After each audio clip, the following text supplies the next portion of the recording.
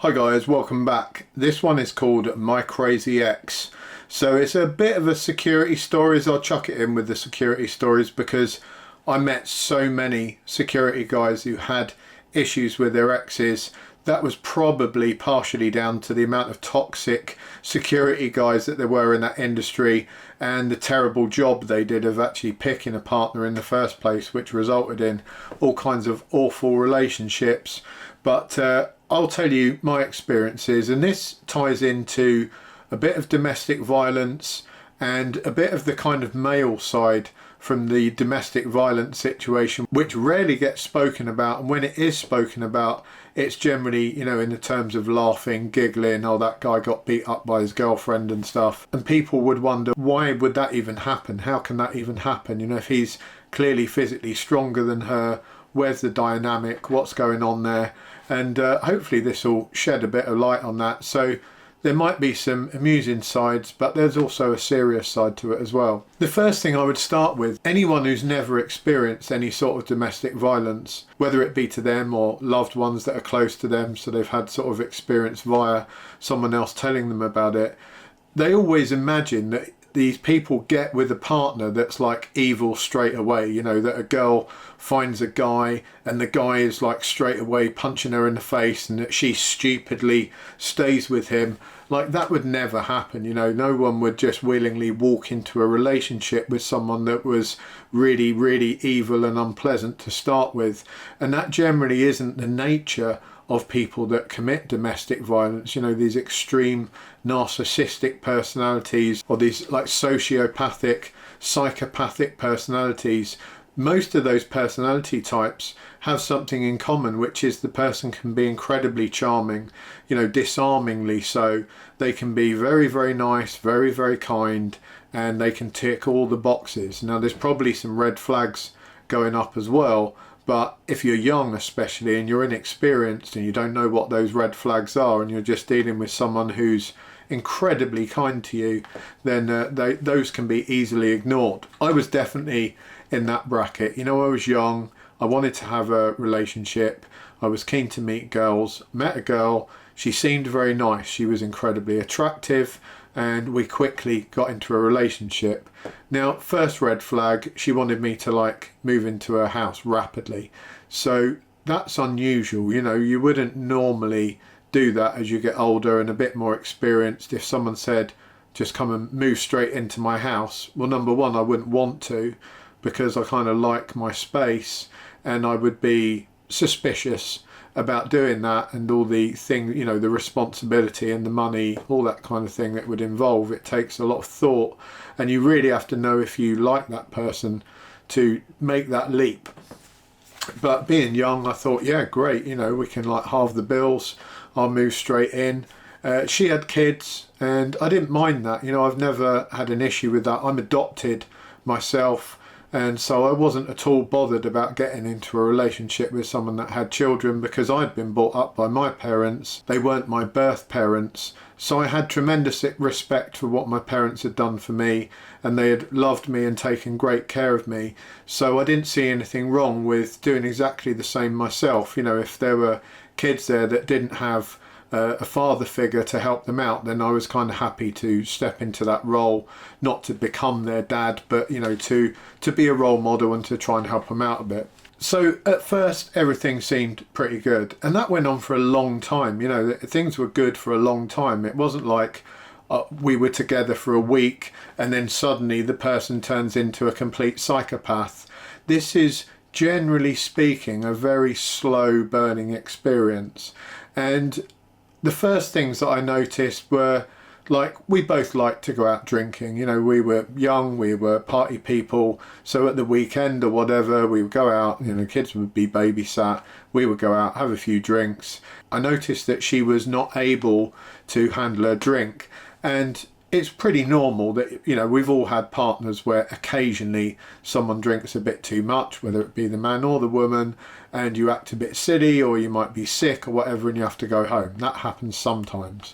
But this was like a regular occurrence that you could pretty much guarantee that if we were out, it was basically going to end in her going a bit crazy, sort of getting a bit out of control, kind of angry, a bit of an angry drunk, and then me having to work really hard to get her to come home, you know, like really trying to lay on all the kind of manipulation that you do with someone who's really drunk and really aggressive, and just saying, come on, you know, I'll take you home, I'll get you something nice to eat, making all these promises and sort of sweet talking her basically into the cab, and eventually persuading her to get home. And what she wanted to do was just drink at that point until she was blackout drunk. And you think, well, that's a red flag, why didn't you leave? Because literally the next day she would be in tears, you know, what happened last night, I can't remember anything. She'd be holding on to me saying, I'm so sorry, you know, I've embarrassed you, I've embarrassed myself, I promise I won't do it again. So it wasn't easy for me, you know, and it wouldn't be easy for most guys. If the shoe was on the other foot, I'm sure this happens to girls, where the guy is crying to the girl about his poor behaviour and saying, I'm so sorry baby, you know, I'll never do it again, and he kind of seems to really mean it, and she seemed to really mean it to me, and I actually think she did mean it at that point in time. So I was very happy to put that down to, okay, you know, it's another blip, and we'll move on. And what you want, of course, is for everything to work, because now you've been together for quite a while. Remember, this didn't happen overnight, you know, there was a long period where things were going pretty good. And if you've been together that long, you don't want to just bin everything, and you've developed, you know, bonds with that person's family, you might get on with their parents, you might really like their children, you know, you've got all these other bonds going on as well. So it's not just something you can bin off. That kind of annoys me when people say, well, why didn't that person just walk away? There's a hell of a lot going on there. It's not just as simple as just walking away, especially not when we've been told throughout our lives, you know, persevere, help people. And so if you see your partner is having some problems, you want to help them, you want the relationship to get better, and you kind of believe that you can do that, especially when you're young. You know, I was young and naive. So this went on, but it got progressively worse, and actually her behaviour started to become pretty problematic. I was working away, you know, and I'd start getting phone calls and saying, you know, I've noticed your girlfriend's gone nuts, she's out, she's gone to a club, and another door guy would be ringing me saying, yeah, she's gone absolutely mental. And a couple of them were saying, you know, I'm not sure if she's not messing around on you, man. So I was like, well, that's a new one. And I had no evidence of this, and they had no real evidence. It was just like a feeling they had. They would see her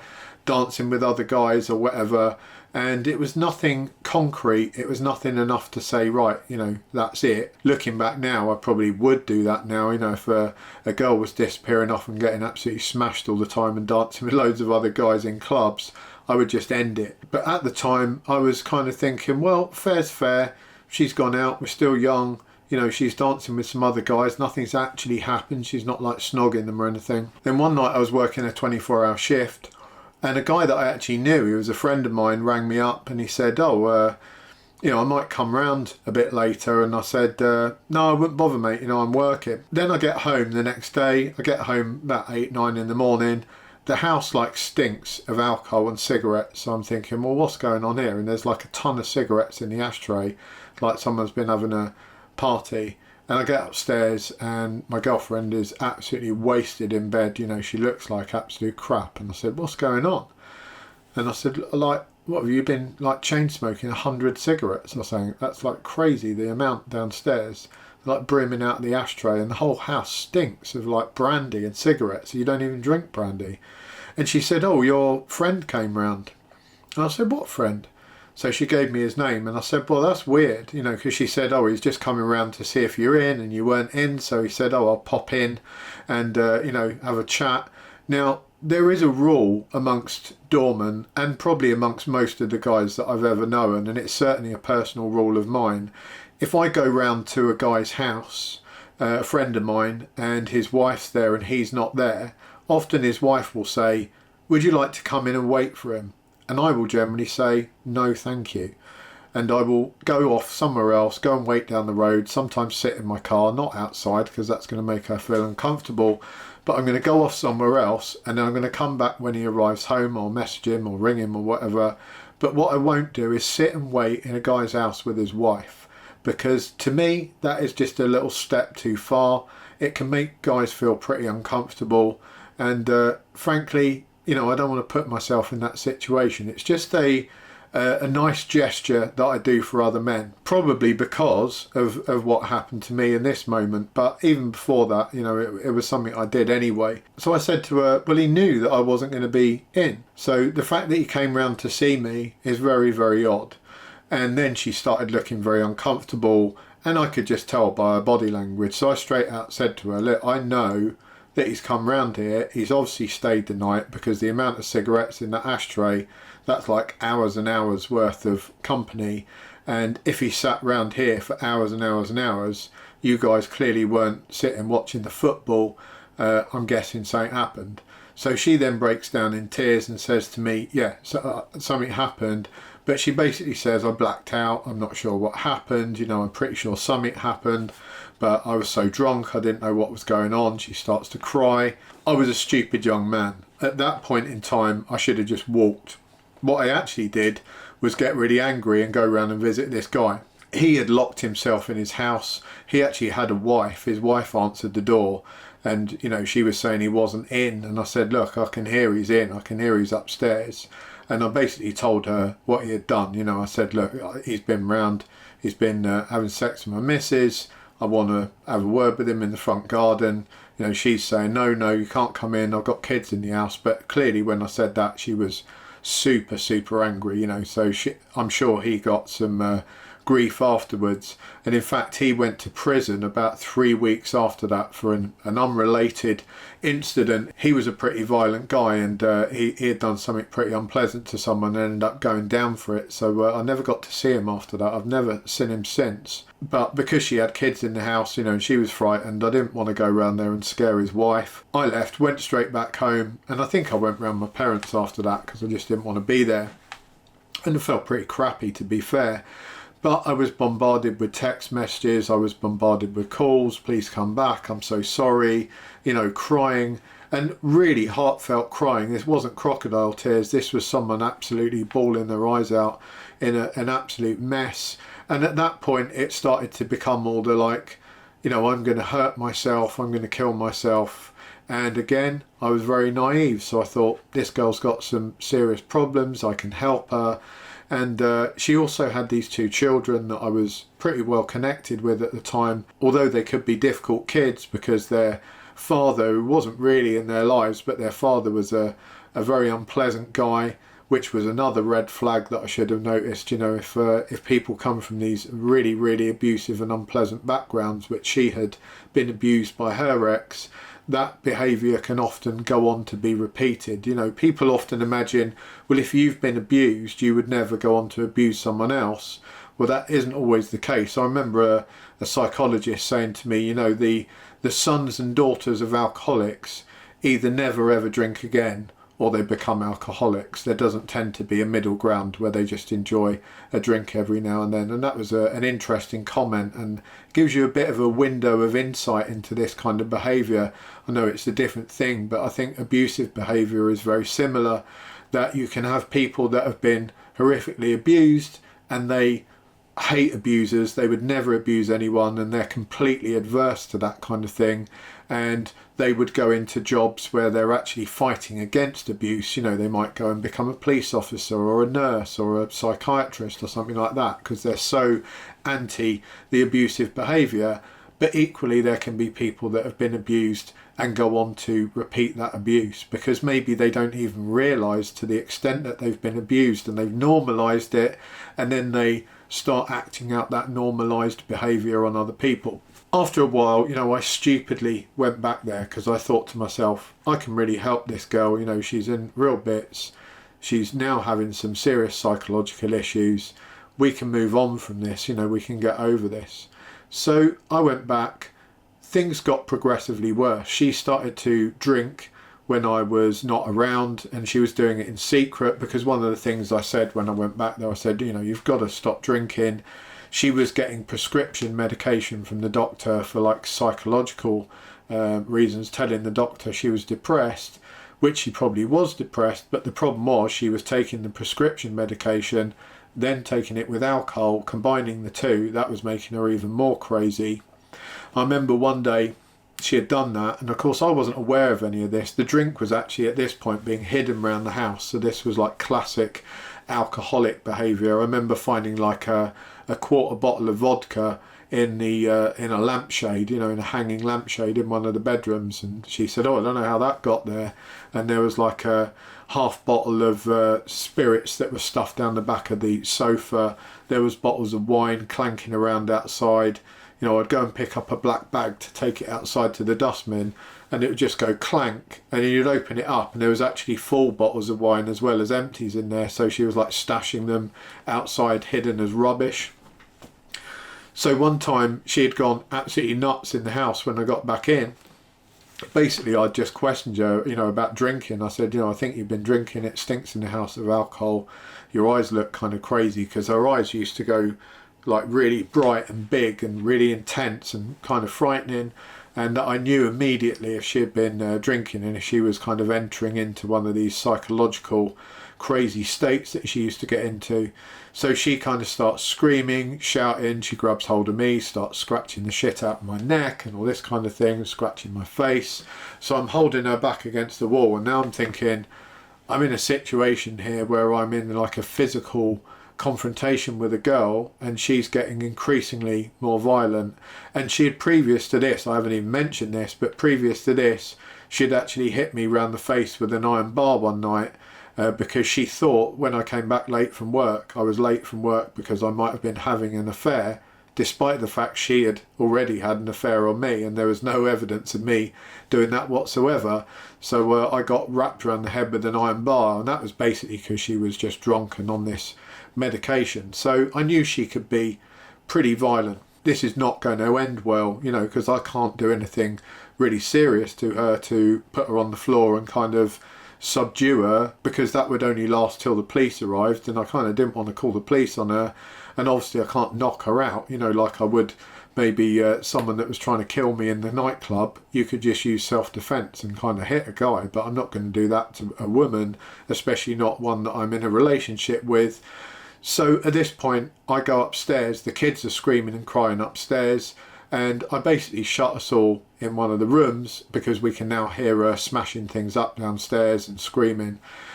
That got pretty bad, and she actually started attacking the door of the room we were in, which I didn't think would last that long, and I thought, this is not healthy for the kids at all, you know, I don't know what to do in this situation. So I rang the police, and again, young man, I had no experience in this kind of stuff before. I rang the police and said, look, my partner's having a psychological episode, you know, she's taken her psychological drugs and mixed them with alcohol, it's gone crazy. So the police turn up about 10 or 15 minutes later. As soon as the door knocks, she stops screaming and shouting. We hear her downstairs. I open the door upstairs, and then I hear her open the front door and begin crying to the police and say, oh, he's so mean, he's been mean to me. So I walk downstairs and I'm thinking, uh-oh, you know, I can see where this is going to go. And I was a big guy at the time, I had tattoos, you know, I looked muscular, I looked kind of scary. So the police basically look at me like I'm a piece of shit, and they start interviewing me or asking me questions, and they clearly believe that I'm the aggressor. And I said, look, ask the children upstairs, and they refused. The police actually refused to talk to the children, even though the children were saying, Mummy went mad, and we were all locked in a room trying to keep away from her.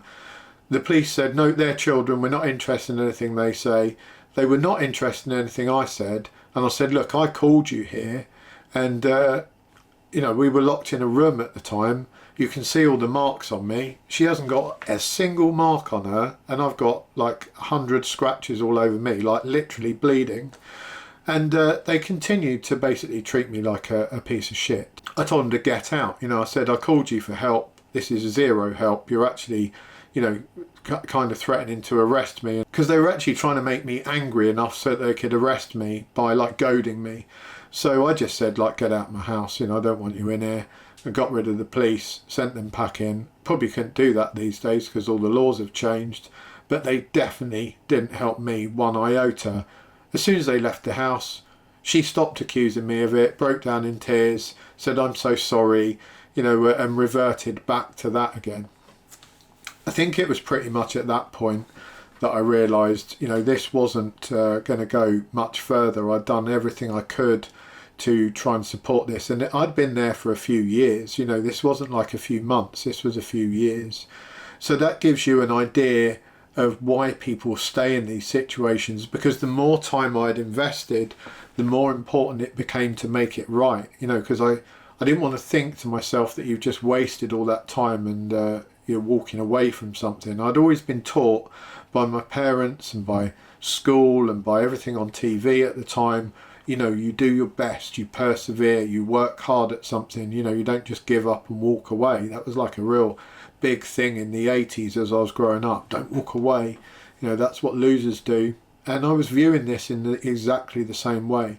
But this isn't like you're not doing a sport, you know, this is a relationship. And if the relationship is toxic through no fault of your own, and you can't change anything about yourself to make the relationship better, you have to walk away, because you cannot cure other people. And that's what I started to realise, is no matter what I did, I couldn't cure this girl. Things actually got a lot worse when I walked away. I think I mentioned in one of my other videos, I went and stayed at a friend's house. She eventually came round and attacked my friend in the middle of the night, broke into his house and tried to attack him with a hammer. He pushed her out the door, luckily, and rang the police. She then attacked his door with the hammer, went and attacked my car, wrote the C word across the front of my car, pissed down the bonnet scoop of my Subaru Impreza, which was kind of bizarre. Not long after that, I then met another girl. By chance, met another girl through work, and she was gorgeous and lovely, and is in fact the girl that I'm with now. And we were getting on great. Unfortunately, my ex got the drop on that one. She was like stalking me by now and watching what everything I was up to. So she then used that as a kind of excuse of, he was having an affair. She spread it around, you know, that's why we had left, because I was having the affair, despite the fact that it's now like 3 or 4 months later, and I just happened to have found this other girl that I was basically looking for a bit of comfort, I guess, you know, kind of a rebound that didn't end up being a rebound, because we got on so well and we stayed together. But she did everything in her power, my ex, to kind of break us up. She was sending, bizarrely, she was sending naked pictures of herself to my now girlfriend to try and intimidate her. And in these pictures, you know, she was clearly drunk out of her mind, so it wasn't particularly intimidating. But it was, I mean, it was a lot for someone that I'd just met, you know, that I was trying to have a nice relationship with, to be bombarded with this stuff. We would get like pizza deliveries, we would get all kinds of problems late at night, you know, people coming around the house. She was going round to our local pub and trying to cause problems there, spreading all sorts of rumours about us, some of which were quite successful. And you know, we're getting my then girlfriend into trouble because the rumours were mainly about her. And that took a long time to dissipate. She tried to commit suicide probably 2 or 3 times, one of which she rang my parents up and even got my parents to go and attend to her when she was admitted to the hospital. You know, they were like overdose things. She would generally ring me up, say I've taken a bunch of pills, and I would do the right thing, of course, and ring up the emergency services, because I knew she probably had, and of course she had. And by this point she was pretty much dying from, like, her kidneys were just packing in, you know, she was pretty yellow, her skin had gone a terrible colour, probably from all the alcohol and then all these overdose things that she was doing. And it wasn't long after that I advised my parents, you know, cut off the contact. I changed my phone number, we moved away, we had 0 contact. And that's, you know, one of the best things you can do. If someone's like stalking you and they're obsessed with you, don't enter into conflict with them. Don't think that you can warn them off or stop them by like threatening them or, you know, doing any sort of talking. You're never going to dissuade them. What you need to do is to just break the pattern, and the easiest way to do that is to basically change your number. I actually kept the old number and just let it was a pay-as-you-go, and I just let it be a number that you could ring and it would send you straight to voicemail.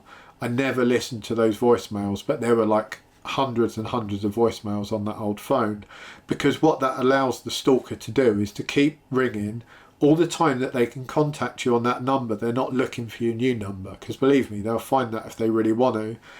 and she would just leave message after message after message, which I didn't even check, but you could see these hundreds of calls coming in. So I literally kept the phone, charged, so she would think that I just wasn't answering her, and I was using a new number by then.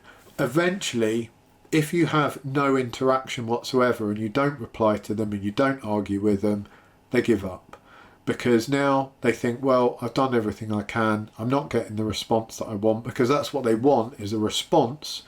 But once you get to that stage where they're not getting that response anymore, they give up. And thank God we were now moved quite far away. We were in a happy relationship, so I never heard or saw of her again. But hopefully this story rings some bells with some people that might be in this kind of relationship, and makes you realise it's probably not worth staying in a relationship if you're trying to change someone else's behaviour.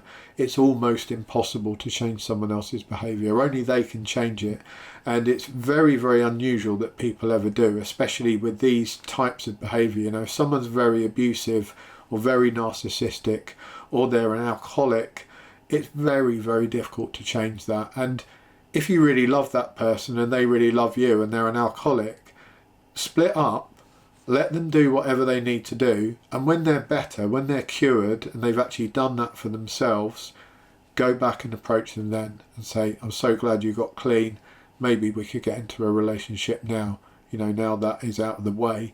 Because you're certainly not going to be able to help them whilst you're in a relationship with them, paying the rent and all that kind of thing, because you're just enabling the problem to continue. They kind of have to hit a rock bottom to come up from there.